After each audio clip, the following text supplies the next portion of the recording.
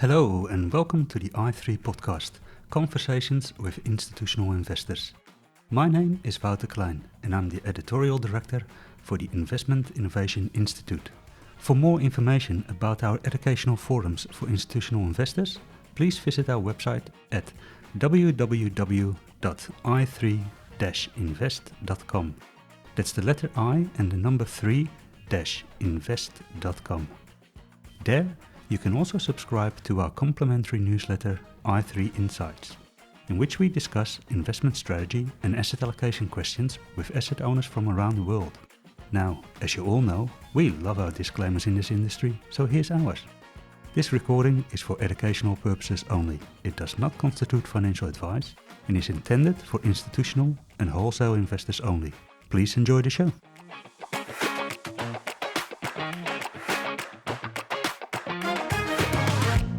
This episode of the i3 podcast was sponsored by Igneo Infrastructure Partners.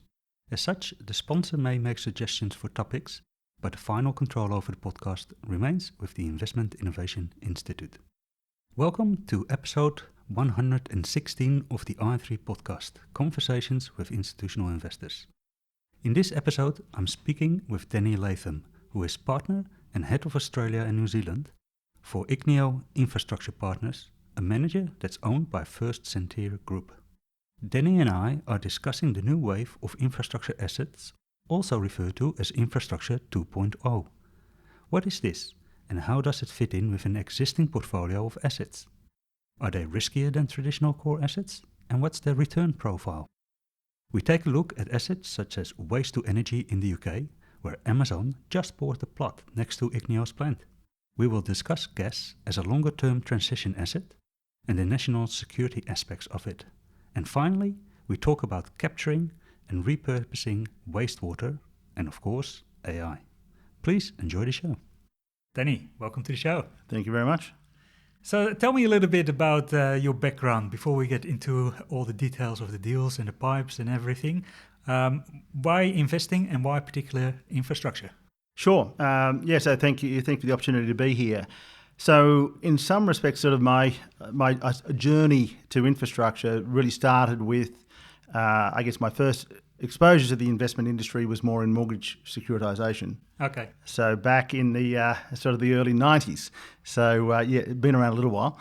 And so as part of that sort of evolution, so been involved in sort of a lot of the foundations around sort of credit analysis and the like. And I guess sort of some of those learnings put me in sort of good stead for, I guess, sort of the subsequent career in infrastructure.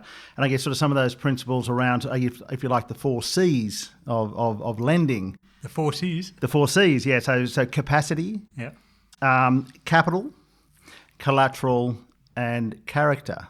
Okay. So the last one is a bit different than the first 3? Absolutely. And I think this is sort of I think it's probably an area that's sort of less focused on.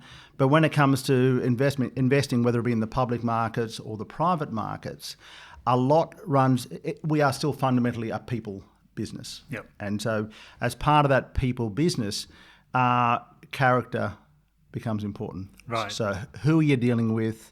Who are you backing? What are their values? What are their ideals in terms of sort of managing money as part of that fiduciary responsibility in terms of whether it be in the infrastructure world or even in my previous life in the mortgage securitization world is if you lend someone money, are they going to pay it back? Yeah. That's kind of important. It is, fundamentally. What about the other 3 C's? Yeah, well, I mean, I think that is actually more a very direct correlation across to sort of investing in all its guises. So it's understanding where the cash flows are coming from, the variability of those cash flows, the capacity of the business to pay. And this is sort of I touched on it sort of in other aspects, but it's also about this sort of financing versus funding sort of ability. So I think as a general rule, there's plenty of money out there to finance things. But in a cost of living pressured world, are people prepared to pay for the services and the products, and whether it be infrastructure, whether it be anything? So that sort of, I think that funding capacity is often sort of underappreciated, and so it doesn't matter what you put into a model. You need to underpin that by sort of saying what is and it partly comes back to the character. What is the ability and propensity of people to pay? Yeah. So we'll go a bit deeper into the investment process later on as well. But do you still remember your first infrastructure deal? I do, actually, and it's interesting. So if I sort of segue from my journey from sort of mortgage securitization into infrastructure, mortgage securitization was great. It was lending, it was getting people into houses and so forth. But fundamentally, it was sort of just financing. Yeah. And so for me, I guess intuitively, it was about sort of what's more real. And infrastructure became something that is more real. Yeah. So I grew up on a farm. My dad was a builder. So a lot of my sort of upbringing was about real stuff. Yeah. Tangible stuff. So that sort of segued into sort of my jumping from sort of financing, which was a little bit less real, into something much more real and tangible. And my first opportunity, as I sort of looked at as I jumped into that sort of infrastructure space, was actually a social infrastructure asset in rural Victoria, basically the Sale prison. So a very atypical journey into sort of jumping into that sort of infrastructure space. But then sort of that was sort of more of a lending type deal. Yeah. The real big sort of infrastructure first asset was the Melbourne CityLink deal. Where it was sort of quite interesting. We were the underbidder to what became Transurban. Sort of way back there in the 90s. So that was sort of, if you like, that sort of that start of definitely something real in the context of a new build toll road in a fundamental piece of infrastructure in Victoria. Yeah. So how do you go from mortgages to a prison, which is a form of housing, to a toll road? Yeah, no, good question. Because if you unpick it all goes back to those sort of 4 C's I talked about. And this is really sort of as if you like, an infrastructure investor, and really an infrastructure investor on behalf of clients and that sort of fiduciary responsibility, it was really about sort of understanding the cash flows, delivering expected investment outcomes for the risk to those underlying clients. And so it's back to those sort of 4 C's. So as I mentioned, those sort of foundations in the securitisation world did translate across to, and they equally apply to all investing. So fundamentally, investing comes down to cash flows. Where are they coming from? What's the variability? What's the risk of those cash flows turning up? And how do those cash flows end up in the hands of investors? Yeah, with toll roads, it's quite interesting, especially new toll roads, because much relies on sort of the estimation of traffic flow and usage of the road itself, which, can sometimes be a little bit of an esoteric art. Oh, absolutely. And I think you touched on a great point in terms of the evolution of this space over the last sort of 30 odd years. And if we look at sort of my experiences over those last 30 years, and it tends to be the ability to forecast and predict human behaviour has become the most challenging aspect of that sort of infrastructure journey. So particularly for, as you touch on, for, if you like, new build toll roads, where you actually then sort of say, what's the likelihood that someone is prepared to pay a toll to save some time? Versus sort of that they stay on the congested road. So that sort of predicting of human behaviour, I think, frankly, has been probably one of the biggest challenges and been one of the biggest issues of infrastructure over the last 30 years. So as a general rule, particularly for, by definition, humans tend to be lethargic. And apathetic in terms of their behaviours. They tend to be creatures of habit, so they tend to sort of, for them to change is often misunderstood from an economist's perspective. The economist will say your time saving is X, so therefore your value of time is Y, so therefore you should be prepared to pay a toll. Yeah. It doesn't sort of get into the behavioural aspects around people. Yeah, there's a bit of behavioral finance in there, Absolutely. counting on people not to change their stripes. Absolutely. Absolutely. I was going to leave that question for last, but since you mentioned it, what are some of the biggest changes you've seen over the 30 years that you've been involved in this space? I can imagine that the type of assets have changed, but also the structures of the transactions themselves. So if you think from an industry perspective, if we go back to sort of the mid-90s, particularly here in Australia, obviously the real estate and the property space have been around for forever. It's really around that sort of mid-90s that private equity and private infrastructure funds management really started to sort of take off. And there was a whole congruence of factors that sort of all came together at that point in time. One of which was obviously mandated superannuation. So the pool of capital was increasing. There was a whole lot of microeconomic reform in Australia at the time, really striving for productivity improvements. And as part of that, there was also, in some states, like Victoria, there was sort of financial stress. So there was a whole lot of factors sort of manifested at the point in time in terms of supply of opportunities and then also demand for those opportunities. And that sort of really started in that sort of space. So that's the origin of it. And then over the last 30 years, what we've seen is the growth and the development of the infrastructure space globally, and not dissimilar to the evolution of the property sector. It has grown and developed. So if I look at it, I'm trying to think what the analogy now is I think the infrastructure sector is probably beyond the pimply adolescent. Yeah. We're probably now into the young adult phase, and at the point of sort of getting married, having children, and the sector has grown. It's segmented by sector, by geography, by risk. And so back in the sort of the mid-90s, it was a bit more of a homogenous sort of product.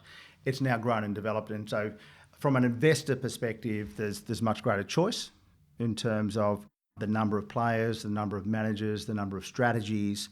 And so therefore, there's a greater opportunity for the end investor to then say, well, okay, what works for me in terms of my own objectives, in terms of risk and return.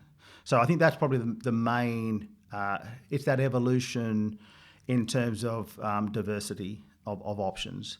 Now, as part of that, the definition has certainly evolved. So if we go back to the start of my infra journey, it was reasonably traditional. Yep. It was very much sort of the infra 1.0. It's now evolved, and it's now to the 2.0, which we can dig further into. But it's even then beyond that, sort of almost sort of a very, very diverse extension of the definition, and like beauty, it's very much in the eye of the beholder as to what people's definition of infrastructure. Did you see sort of an increasing specialization as well? Because I think there's sort of, you mentioned the private equity industry that's involved in many infrastructure projects. And you've seen sort of an evolution there where initially they had similar models like, reduce costs, some debt, change management, but now they've evolved to target very specific parts of different business models. Some of them use AI. Yep. It's much more specialized. Is that similar in the infrastructure space? Yeah, I mean, I think the thematics that play out from a PE perspective are no different. So I think there was a perception, incorrectly, that these assets looked after themselves. Fundamentally, these are large, complex businesses. And in some cases, much more oversight, visibility from a community perspective. So many more stakeholders in terms of those sort of having a view around these businesses. So in terms of they certainly don't look after themselves. So I think that's one of the main aspects in terms of that sort of evolution is These need to be, if like, actively managed, no different to PE. The end game might be different. So depending upon the nature of the asset, depending upon the structure in which it's held, it may be that they're held in an open-ended fund and they're sort of very much sort of built out over a long period of time. So it's less focused on an exit in 5 to 10 years' time. But nonetheless, you are actively managing these businesses. You're appointing the boards, you're appointing the management teams, and then you're down in the trenches. So you mentioned that we've moved on to infrastructure 2.0. How is it different from the first iteration? Do they still include core assets? I mean, can you tell us a little bit about, is there a different risk profile? Are they more like greenfield projects? Sure. Yeah, I mean, that evolution of the sector, and it's not just an infrastructure thematic. So what we've seen is a fundamental shift in terms of, and I guess you can put it in the context of sort of the third industrial revolution or the fourth industrial revolution, and then sort of what flows off the back of that from a broader community perspective, but also from an infrastructure perspective. And so if you think about sort of the traditional infrastructure, arguably is probably more of a second industrial revolution type scenario around those sort of traditional assets of utilities, water, gas, electric, telco. And then more on the sort of GDP correlated assets, more around sort of your ports, airports, road, rail. So if you think about, they are very much a early 1900s sort of thematic. As we move forward into, I guess, the sort of third and fourth industrial revolutions, it's more about electrification, Internet of Things, AI, and that's sort of how that sort of I put sort of the traditional infrastructure in that 1.0, and now we're moving to the 2.0. And the 2.0 is really driven by a lot of those sort of macro thematics that we see that are not just infrastructure related, so energy transition or decarbonisation, digitalisation, deglobalisation, as we've moved from a sort of a global world to a much more sort of look after ourselves in a post pandemic world, and then a lot feeding off the back of that also is a lot more about circular economy. So how do we do more locally with what we do? How do we recycle our waste? How do we be very focused on our water use, et cetera, et cetera? So I think that's the part of that evolution, and they can coexist. But as a general rule, I think what we see is that the infrastructure 1.0 tends to be a bit more traditional, a bit more of an interface with government. So these sort of regulated monopoly assets that are sort of focused around sort of economic regulation because they're monopolies, and the influence of regulators in that. If you go to the 2.0, it's a bit of a sort of move from a B2C world to a B2B world. So if you think about a lot of the 2.0 assets, whether it be solar farms, wind farms, data centres, there's less of a government involvement in that part of the world. They also tend to be a bit more sort of smaller to mid-cap assets rather than large-cap assets. Does that mean that the return streams are also less stable? I mean, if they're less monopolistic, less government involvement, is there less predictability in sort of the cash flows? Theoretically. Right. Yes. However, if you then look at actual experience, particularly over the last sort of 3 to 5 years, particularly as the interest rate cycle and the inflation cycle has turned, we've seen that sort of translate into cost of living pressures, rising interest rates, etc. That should be in a traditional infrastructure world under traditional sort of regulatory models would translate through to inflation protection, prices being passed on to consumers, etc., etc. However, in a cost of living pressured world, that increasing pressure to increase prices has then come with regulatory risk. And so this is where it sort of comes down to they intuitively should be less risky, But our experience has been, certainly over the last 5 years, is you've almost traded off that sort of demand risk with regulatory risk. And so we've seen it so UK Water is a great example. Well, it's a sad example in terms of, from an investment outcome, of how that sort of regulatory risk has manifested. Walk me through that situation. What happened there? I don't think we've got long enough to go through. Okay, highlight. High level. High level. So at a high level, and this sort of comes back to sort of, I touched on it a little bit earlier in terms of that financing versus funding issue. Yep. So if we look back, so way back under the Thatcher government, there was a huge requirement to invest in those networks to, for example, to reduce the 30% leakage in the water networks in the UK, particularly around Thames. So at that point in time, the government said, well, we don't have that capacity to fund that capex, so we'll pass it on to the new owners in the case of the privatised businesses. And so at that point of the cycle, it was about the regulator saying, well, we need investor capex to fix these businesses. I think what's then happened over the last sort of 5 to 10 years is that pendulum has swung away from the investor towards the consumer. And so this is where it comes to that sort of regulatory political risk in terms of you can't increase the price of water.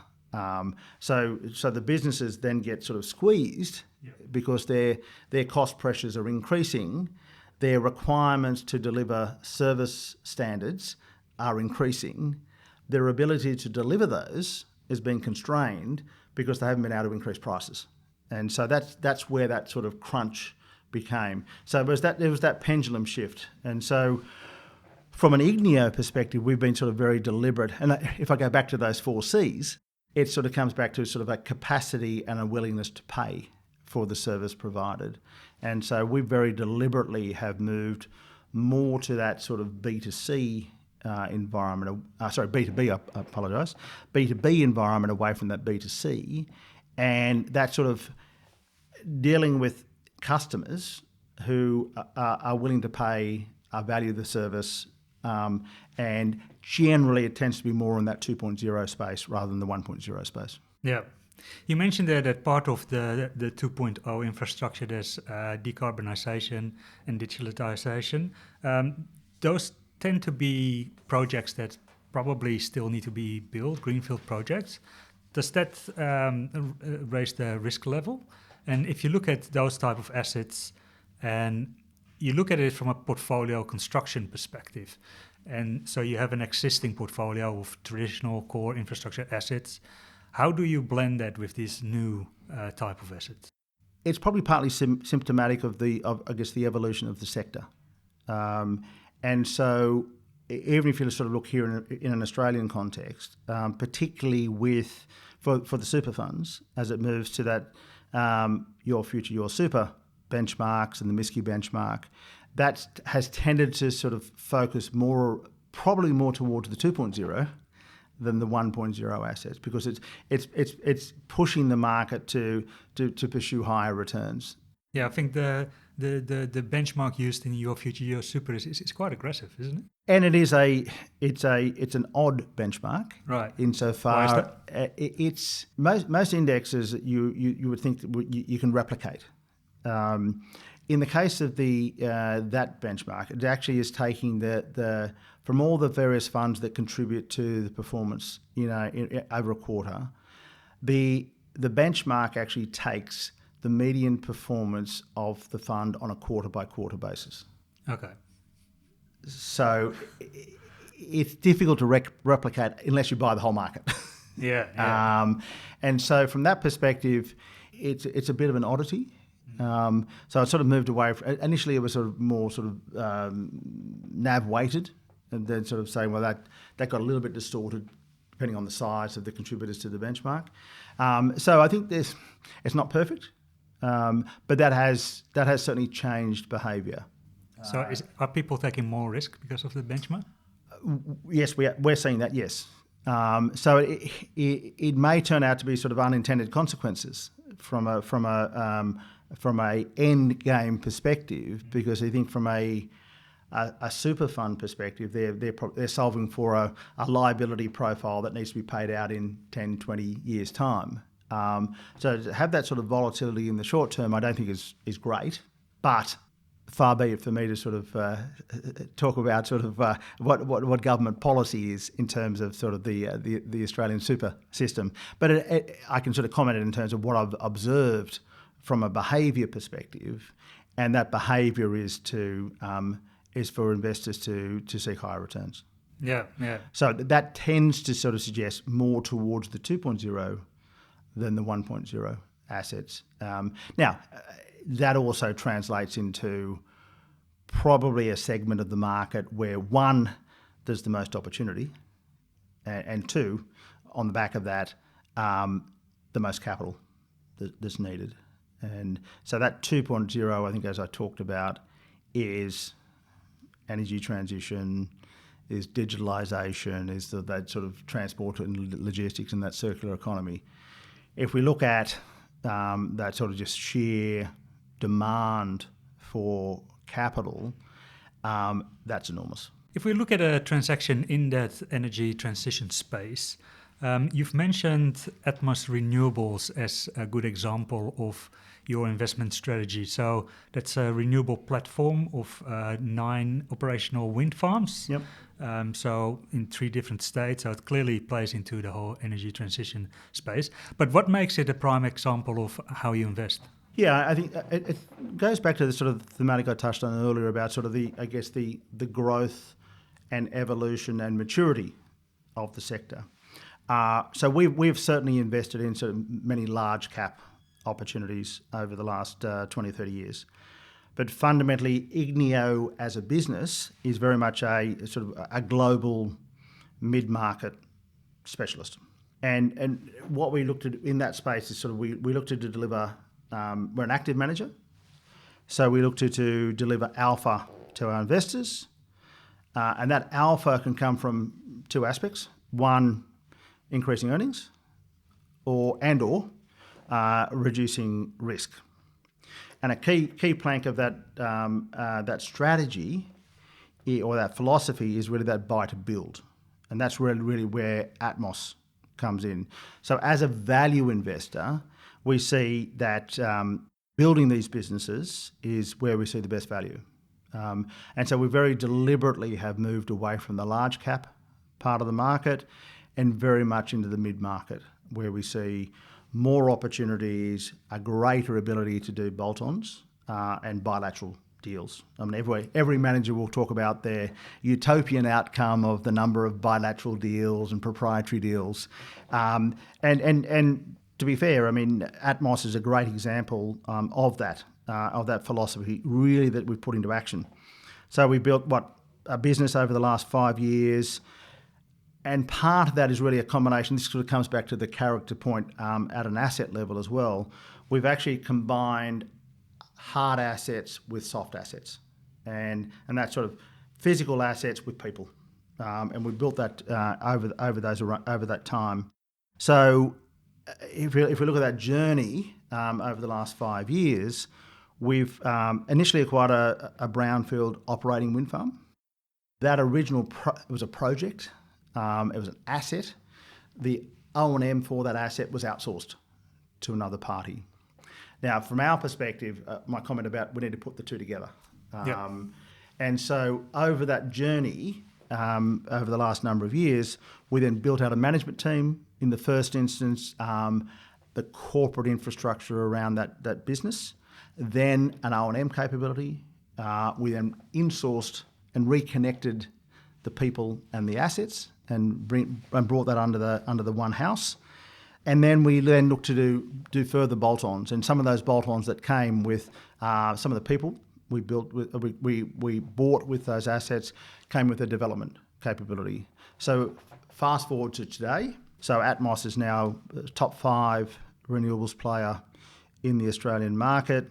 So with some 17 renewable plants, about 1.6 gigawatts of capacity, and a pipeline of another 6 gigawatts over time. So in terms of some of the metrics, the EBITDA has increased from 40 million to 160 million over the journey.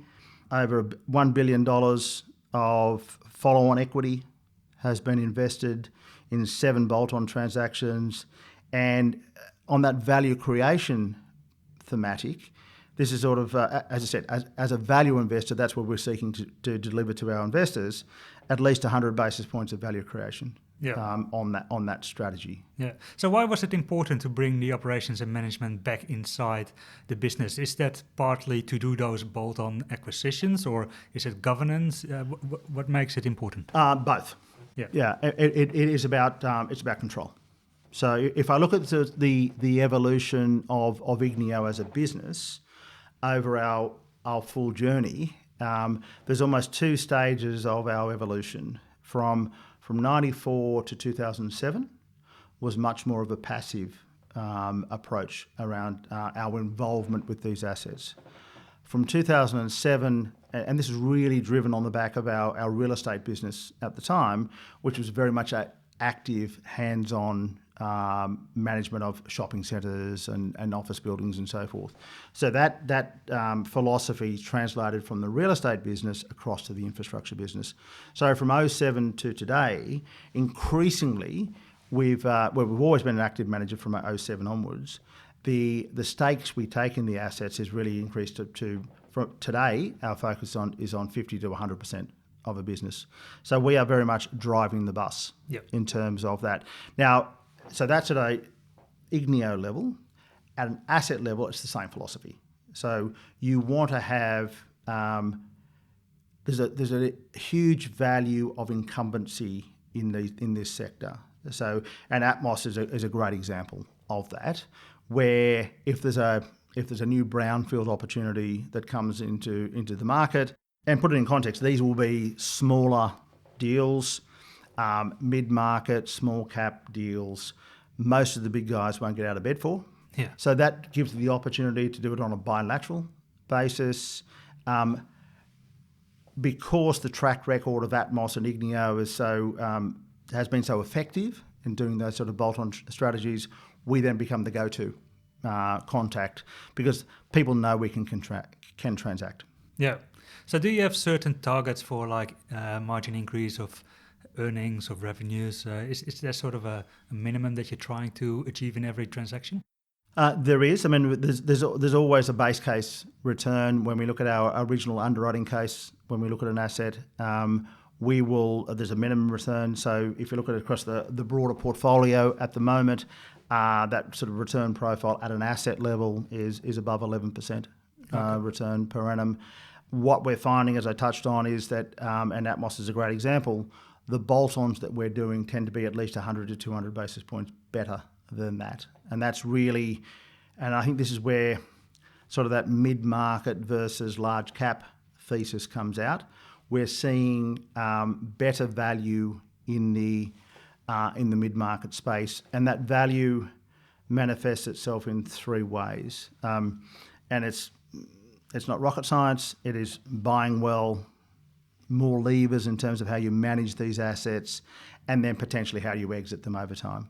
And I think we're just seeing that there's a better value proposition in buying in the mid-market space. That translates to the bilateral deals, the proprietary deals, negotiated outcomes rather than sort of auctions where it's a bit of a cost of capital shootout. And so it's more in that buying well. These smaller assets, and because we control the assets where we're driving the bus, we can have many more levers to pull in terms of that value creation. Yeah. Now, the energy transition is not just about solar and wind. Yeah.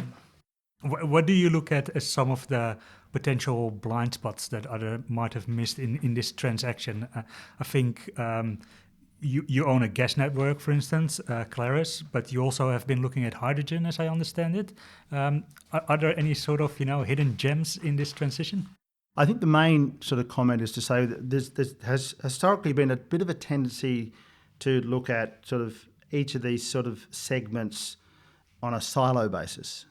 The reality is there's increasingly more adjacency benefits associated with these assets. So, for example, a data centre is clearly focused on power and water, and increasingly about renewable power and recycled water. And so, again, as a value investor, we say, well, okay, as part of that thematic, where is the best value play in the context of that? So we are looking at sort of how do we supply. So we generally are not playing at that large cap hyperscale end of the market.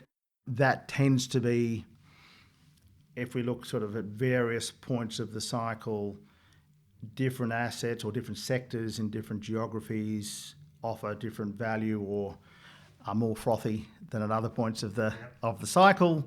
And so if we look back a few years ago, renewables was frothy.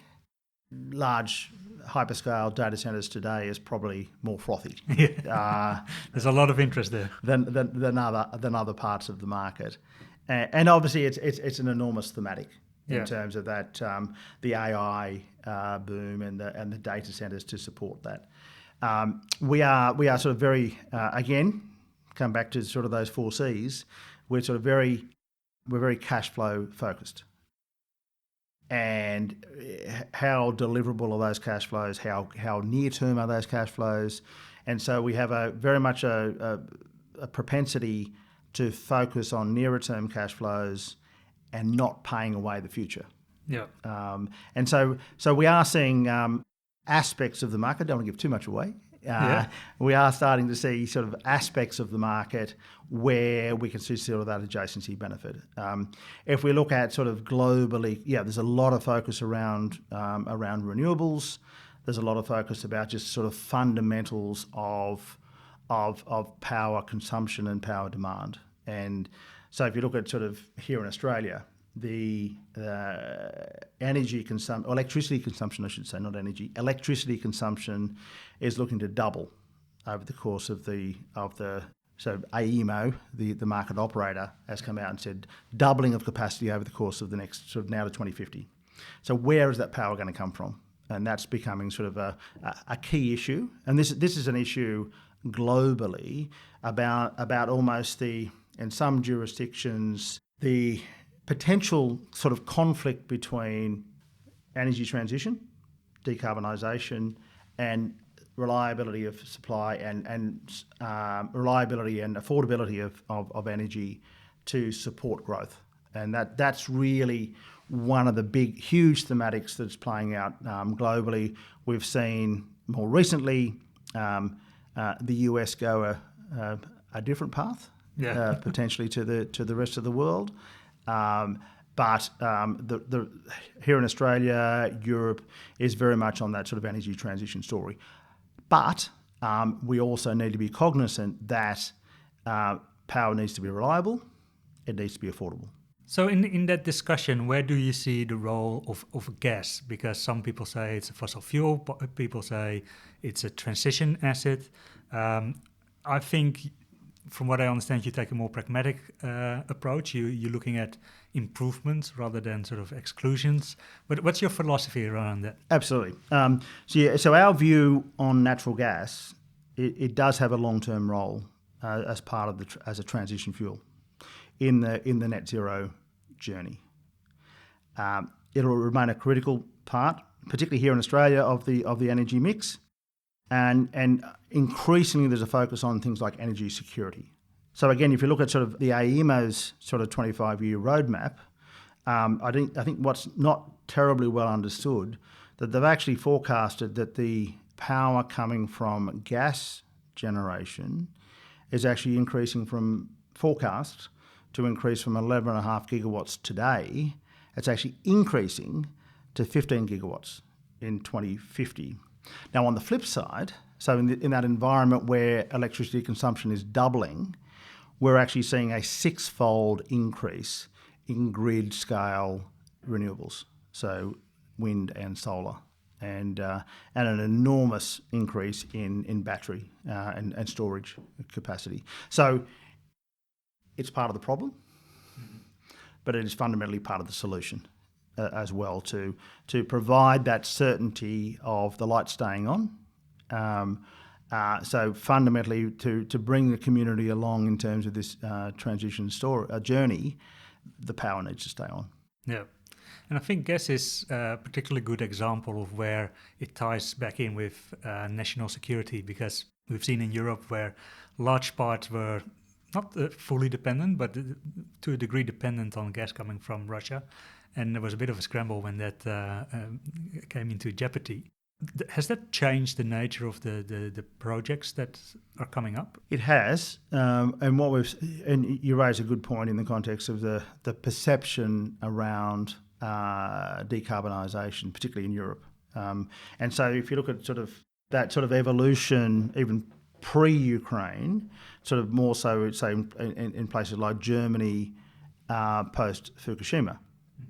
It's sort of that sort of move away from sort of nuclear in Germany, whereas the likes of France is very much kept on the path of nuclear being a key part of the energy mix, and so therefore timing wasn't great in the terms of shutting down some of the sort of the nukes. At the point that then sort of gas became more constrained in the particularly in the German market and across Europe. So therefore, it sort of came back to that sort of reliability, certainty of supply, certainly keeping the lights on, became a more pragmatic view around the energy transition. And so we are seeing different opportunities. We've seen investor sentiment evolve around the broader story.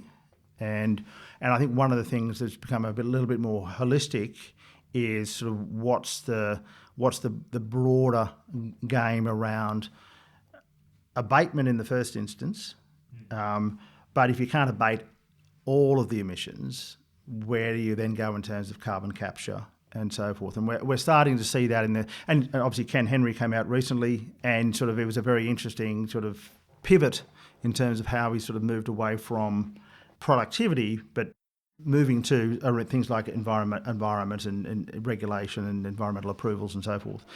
That's not dissimilar. If you look at the UK, I mean, the last coal-fired power station has been shut down.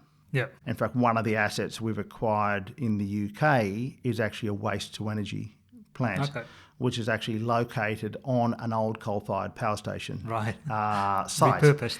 And that's actually the feedstock that supplies that waste-to-energy plant is actually municipal waste that's been diverted away. And this is sort of this adjacency. We don't sort of live in silos. It's all sort of interrelated. The feedstock that's coming to or supplying that plant is being diverted away from landfill. And obviously in somewhere like the UK, where there's less land, landfill is becoming a big issue. From an environmental perspective, it's actually you're then moving away from potential release of methane that's coming out of those, that's leached out of those, or leaked out, I should say, out of those landfill sites. It's applied to, so from methane, CO2 is produced when you burn that municipal waste. But the next part of that story, and this is where probably the UK is more advanced than anywhere, is around then the capture of those CO2s and SOx and NOx in terms of the flue gases, and to liquefy that. And this is already pilot projects that have been proven up at a small scale. So at the point in time that it moves to a sort of a carbon pricing or a more developed carbon pricing regime, you then can move to that sort of abatement of capturing carbon rather than just the abatement of it. Does that capturing of the gases make the income stream less attractive? I mean, I can imagine that it's quite an expensive technology. Well, at the moment, so if you think about the economics of those sort of waste-to-energy plants, there's the feedstock that's coming in. So if you think about the municipal councils and so forth they can dispose of that waste either into landfill, which costs you money because you need to pay to a landfill levy, or you then pay our plants to take that waste. You burn that waste, you produce electricity, which you can then sell. So in some respects, if we can get a revenue stream on the back of the carbon, and it needs to be economic in terms of the hundreds of millions of pounds of investment required to put onto these various plants. But we'll only do that obviously if it's economic. But it will then be an additional revenue stream rather than a cost to these businesses. And there seems to be an interesting dynamic there that you get paid for the fuel that you're getting. Correct. That is quite odd. Yes. In a normal world, you would normally be paying for the gas or you'd be paying for the coal. So it is a different model. Yeah. But it's all part of that, I guess, that circular economy aspect of, and even here in an Australian context, increasingly. So one of our sort of smaller platform businesses is integrated waste services here in Australia. And that's actually increasingly taking on the back of the changed dynamic around waste and no one's buying our waste anymore, and we need to look after it locally. Then it's also you need to focus on recycling. So, for example, there's a lot of construction and demolition waste, and so like if you renovate your house, it's more expensive to get rid of the rubbish than it is to buy new sort of dirt. So it's that thematic where you're looking to recycle that waste. You don't want to put it into landfill because it costs you money to put it in landfill. So the more you can sort of repurpose that construction and demolition waste, so for example, crush it, use it for road base. So become much smarter in terms of how we think of materials and resources and don't just sort of dump it. Yeah. Is there an alternative purpose for it? And so it's a different mindset, and that I think also increasingly then translates across to say something like water. Yeah. So Australia as the driest continent on Earth, leaving out Antarctica, we're not that good in terms of sort of how do we recycle our water.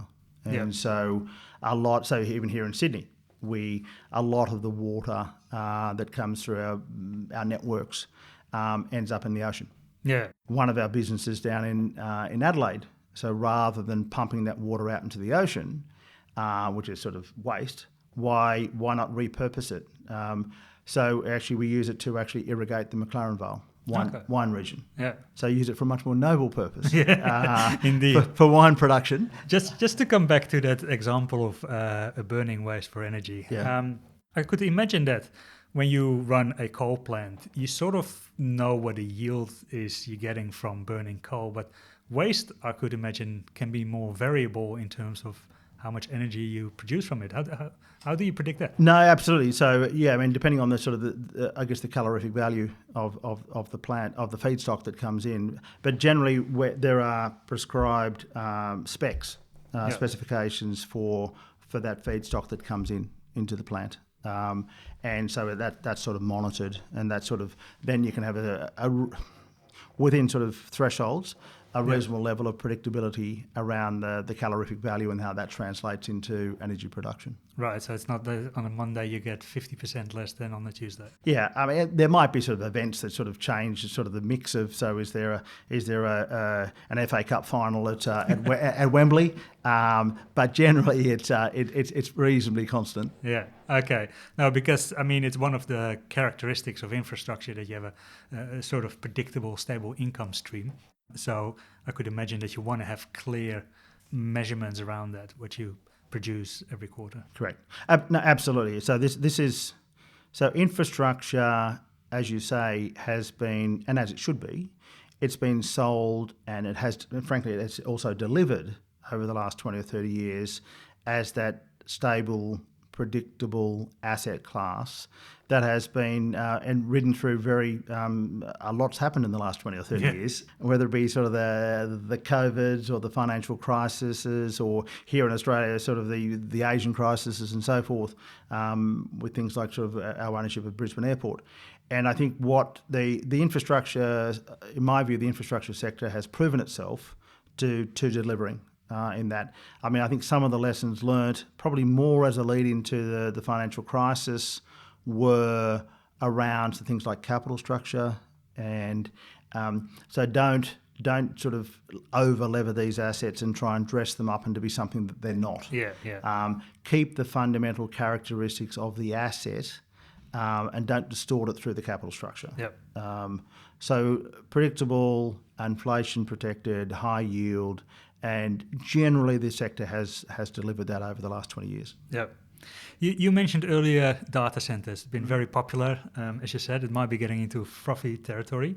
And it plays both into the energy transition and the sort of the digitalisation trend there. But from what I understand, it's also has an interesting sort of infrastructure around it, a network around it. So it's not just the data centers itself. There is the energy supply. But there's also a water element, I think you mentioned. And I believe you sit on the board of Connexa. I do. Which is a sustainable water infrastructure business. What are sort of the opportunities there? No, absolutely. So you touched on sort of the energy, so I'll just quickly touch on that energy. So I talked about that the waste-to-energy plant in the UK on the old coal-fired power station. Amazon has just bought the site next door. Right. Because if you think about it from a data centre perspective, they're wanting sort of base load, predictable, secure electricity supply. So it's a little bit more complex than just throwing the cable over the fence and plugging in. But that's an example of that adjacency benefit. That increasingly, as you touched on, around water, I think increasingly is now a focus on not just power, it's also about water. And that becomes almost, just as the supply of power becomes almost that increasing focus from a social licence perspective, so will water. So if we look at various particularly parts of the US, but also here in Australia, the ability to site data centres is very much dependent upon can you get access to power, can you get access to water. So even here in Sydney, we've seen more recently the ability to put more data centres into the Macquarie Park precinct has been constrained. So that is becoming increasingly a part of the discussion. And if you look at it from a broader perspective in terms of that sort of the water supply, so very deliberately from a Connexa perspective, and we'll touch on that from a hydrogen perspective as well. So if you think about sort of what you look at sort of water, what's the specification of that water, and what can you use it for? So again, rather than pumping water out into the ocean, how can we recycle it? It doesn't need to be drinking water spec. And so how can we use that, sort of repurpose that water? So we've got a water treatment plant, recycled water treatment plant in Fairfield, sort of almost in the geographic centre of Sydney. And it can take that sort of treated effluent and in some cases it sort of almost helps Sydney Water. It does help Sydney Water because it basically takes load off their sewerage system, which is overloaded. So Connexa is almost helping Sydney Water in relieving them of that burden, because if you think about a number of the large sewerage outflows, whether it be North Head or Malabar, they're sort of 100-year-old pipes. They're at capacity. The ability to upgrade them is difficult. And so the more around that sort of load management is a win-win. And then you go through to the customer, and the customer is saying, well, okay, I don't need drinking water to run my data centre. I don't need drinking water to irrigate my vines, and so it becomes a very sensible sort of holistic strategy around what's the best use of that water and the most efficient use of that water. So as you own different assets within the energy space, within the water treatment place, can you see certain synergies starting to develop there, or are they still separate? No, there's definitely synergies. So I touched on we may not, for example, want to play in the hyperscale data center space, partly because it's in that large cap part of the market, and that's not where we're playing. But as a supplier to those businesses, absolutely, and that's sort of that very much that transition from the B2C to the B2B. So So if you think about from a data center, the hyperscalers in particular, good credits, come back to my 4 Cs. Yeah. They're good credits, good capacity to pay, and that's a good investment decision. Yep. To supply them with water over a long period. Yep. It's a thematic that's not going away. So data centers, I mean, it has touch points with the energy transition, with digitalisation, but for many people it's also a play on AI, which is part of the reason why it's become so popular. Is there another way to play the AI theme through infrastructure? I think data centers is the most direct route to that. I think probably more the AI boom is probably more as a user and a beneficiary of that technology in terms of how we apply that in terms of the operations of our assets. So that's sort of it's more of how do we become more efficient in terms of managing our assets and running them, whether it be predictive technologies around maintenance, whether it be sort of how do we manage our sort of fleet of garbage collection trucks in New Zealand. Yeah. So I think so in terms of it's more using AI in our businesses to become more efficient. So the direct investment on the back of that, sort of accessing that thematic, is more around the data centers. But I think it's similar, I guess, to you touched on hydrogen. Yes. Before. So where from a risk perspective, we're not in the business at the bleeding edge of technical and innovative change. Yep. But we're happy to provide products and services to those businesses that are taking that risk. Yep. So for example, going back to Connexa, so up in Newcastle, it provides water to Orica, recycled water, for their ammonium nitrate plant. Right. So they are increasingly a beneficiary, and they're looking at hydrogen as part of that broader strategy. That step from ammonia to hydrogen as part of that story. The Port of Newcastle is looking in terms of that sort of there's sort of a world beyond coal, or diversifying away from coal. Notwithstanding, there's still a lot of metallurgical coal coming out of the Hunter. Is sort of saying, well, okay, let's look where does sort of the Port of Newcastle go? So we're looking at sort of working with the Port of Newcastle to supply them with water. And again, if you think about from whether it be from an ammonium nitrate perspective production, or whether it be hydrogen, you actually don't want drinking water because that's got fluorides and chlorine. So you want to demineralise that water back to pure water. And so the recycling of treated effluent is maybe a more efficient path to get there. Yeah, fair enough. Maybe to finish up, you've been in this industry for 30 years. You know, what keeps you interested in this space? And do you have any sort of daily habits that keep you sharp? Yeah, I mean, I think one of the aspects of infrastructure is because we're all immersed in it. Yeah. On a day-to-day basis, you're a user, you're a customer. So in that respect, you've got a sort of a front row seat in the context of what that means from a user experience. I think I've my fair share of airports around the world over the last 30 years. I do pay for my carbon footprint in terms of sort of what we pay in terms of abatements and credits. So that's, and I can sort of come back to that original sort of intuitive feel about infrastructure. It's real, it's tangible, and back to my sort of upbringing. And I look at that in how it then translates to, I think about my 4 children and sort of next generation and what that means for them.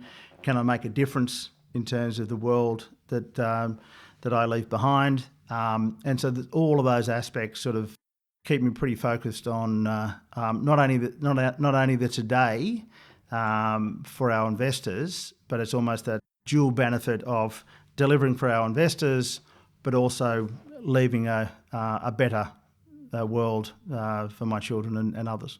Fair enough. That's a noble cause. Well, Danny, thank you very much for coming to our office, and thank you for your time. Thank you very much.